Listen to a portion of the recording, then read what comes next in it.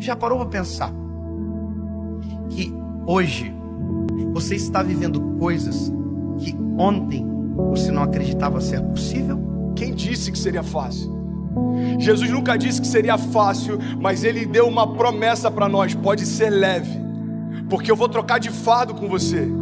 Eu já troquei de lugar com você na cruz, então aquilo que você merecia receber, eu já recebi. E aquilo que eu merecia por parte do meu Pai, eu entreguei para vocês. Mas isso não significa que vai ser fácil, irmão. Se a gente perder tudo, mas não perder a fé, a gente não perdeu nada. Porque a fé é a chave que move o sobrenatural. A fé é aquilo que faz com que alguém que não tem nada aos olhos dos homens viva como alguém que já recebeu tudo aos olhos de Deus. Eu não me movo mais por aquilo que eu vejo, mas eu me movo por aquilo que eu creio. Se você se agarrar à fé que Deus depositou em você, nada vai ser impossível para você. Quem sabe não seja a hora de você crer no Deus que te respondeu hoje, quando ontem era impossível, e acreditar que amanhã Ele será presente na sua história e vai responder a sua oração. Uma palavra libera um destino. Uma palavra ressuscita mortos. As nossas decisões, elas têm impactos a curto, médio e longo prazo. Porque existem reflexos do que fazemos, repito, no curto, no médio e no longo prazo. Coisas simples, sabe? Coisas que às vezes parecem ser até simples demais, mas que são importantes e que definem a nossa trajetória. A razão número 1 pela qual as pessoas não conseguem o que querem é não saberem o que querem. Se você parar para pensar na nossa vida, nós só valorizamos quando aquilo que estava nas nossas mãos vai embora. E nas nossas mãos não tinha valor, mas quando vai embora a gente percebe o valor que tinha, mas que nunca falamos quando nas nossas mãos estavam. Nós não olhamos com um olhar sensível para aquilo que temos, para o que somos. Nós precisamos de dor, nós precisamos de perda, para verbalizar coisas que os nossos sentimentos ocultam, às vezes até mesmo de nós. Por que você murmurava ao invés de você declarar aquilo que você desejava ver? A fé não é a gente constatar o que está acontecendo, é a gente declarar o que vai acontecer. Então, ao invés da gente ficar murmurando, entenda isso em nome de Jesus, começa a declarar por fé as realidades ao teu redor e elas vão ser transformadas. Aquilo que poderia ser um ponto de tensão na minha casa se tornou um pilar de sustentação na minha casa. Por quê? Porque não tem a ver com aquilo que me cerca, mas como eu enxergo aquilo que me cerca. E é por isso que eu quero te convidar em nome de Jesus a entender, cara, a razão pela qual a gente não vive muitas coisas é que a gente não sabe para onde a gente quer ir. Às vezes você já está num lugar onde um dia você sonhou que esse lugar traria para você plenitude. Aí agora você já está ansioso com um novo futuro. Aí quando o futuro chega, você já está ansioso com um novo futuro. Sabe uma das coisas que eu mais tenho visto na minha geração? Quando aquilo que um dia era futuro se torna presente, ele está encontrando a gente ausente. Porque a gente já está sonhando com um novo futuro desejado. É dolorido falar isso, mas já parou para pensar que tem gente que só vai entender a preciosidade da vida quando a de alguém de muito perto for ceifada? Eu não sei se você já teve a experiência de ir a um velório, mas vá a um velório, é pedagógico. Você sai do velório muito mais amoroso, você sai do velório muito mais sensível, muito mais grato.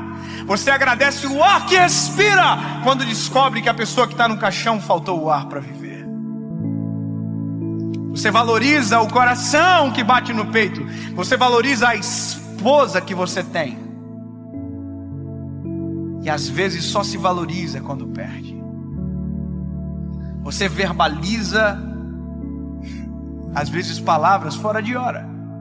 Vá a um velório onde alguém que perdeu o pai e que nunca disse que o amava, para você ver a dor que é.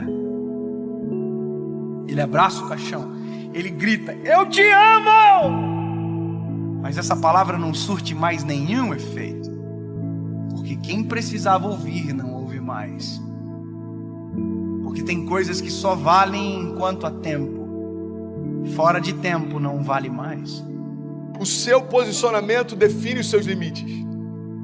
Sabe, isso está ligado à tua fé, isso está ligado à tua família, isso está ligado ao teu chamado. O teu posicionamento define os seus limites. Tem milagres que você está esperando que aconteçam, mas você não deu os primeiros passos de fé para que eles se realizem. Tem romper que você está esperando que se manifeste, mas você ainda não deu os primeiros passos de fé para que ele aconteça. Tem momentos, irmão, que a gente está clamando para que Deus mande a chuva, mas a gente nem preparou a terra ainda. E Deus está falando: ei, se eu mandar a chuva do jeito que os campos estão, eu vou destruir a tua plantação, eu não vou te abençoar com isso. É Deus falando: ei, se prepara para receber aquilo que eu quero derramar, se prepara para receber aquilo que eu vou derramar sobre você. Você precisa se posicionar na direção do teu milagre. Nós não podemos deixar a nossa vida chegar a um momento aonde as esperanças não existem mais, porque aquilo que era para ter sido um tempo, perdeu-se o tempo. Perder para valorizar. Nós não precisamos disso. Nós não precisamos, deixar ir embora para perceber a importância que tinha quando estava perto. Alguém que não é rei ainda, mas já se porta como tal, está preparado para assumir o trono. Você quer um exemplo claro? Deus unge Davi.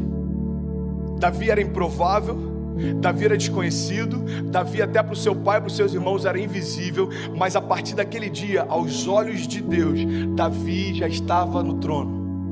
Só que aos olhos dos homens, olha para mim em nome de Jesus, como demorou um período entre a unção de Davi e Davi assumir o reinado, aos olhos dos homens, os homens olhavam para o trono e viam Saul. Aos olhos de Deus, o trono estava vazio, irmão, porque o rei que era por direito ainda não havia se assentado lá. Ei, Deus está falando: tem tronos que você está olhando e parece que estão ocupados, aos meus olhos já foram esvaziados. Não se mova por aquilo que o homem vê.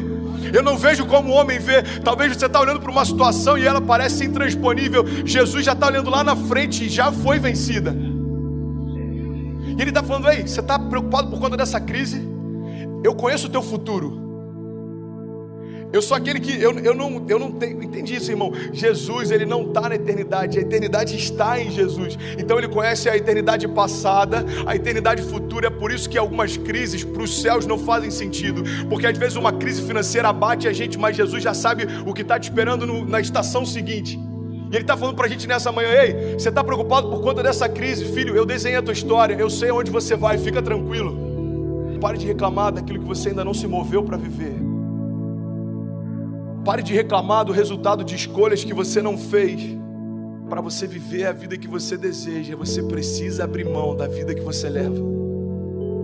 2 Crônicas 7,14 diz: se o meu povo, que se chama pelo meu nome, se humilhar e orar e buscar a minha face e se afastar dos seus maus caminhos, dos céus eu ouvirei, perdoarei os seus pecados e eu sararei a sua terra. Existe uma condicional. Deus está dizendo: olha, se o meu povo, que se chama pelo meu nome, se humilhar e clamar e se arrepender, o que ele está dizendo é o seguinte: se você der os passos de fé, os céus vão reagir àquilo que você está se movendo. Evangelho não tem a ver com conforto. Evangelho tem a ver com propósito. E é por isso que muitas vezes a conta não fecha. Irmão, quem disse que seria fácil? Eu quero te encorajar a você se posicionar na direção do seu destino, na direção do destino que Deus prometeu para você. Nada menos do que isso vai ser aceitável. Salmo 126, versículo 5 diz: aqueles que semeiam com lágrimas, com cantos de alegria colherão. Aquele que sai chorando enquanto semeia, voltará com cantos de alegria, trazendo seus feixes. Mas eu não posso fazer por você aquilo que só você pode fazer.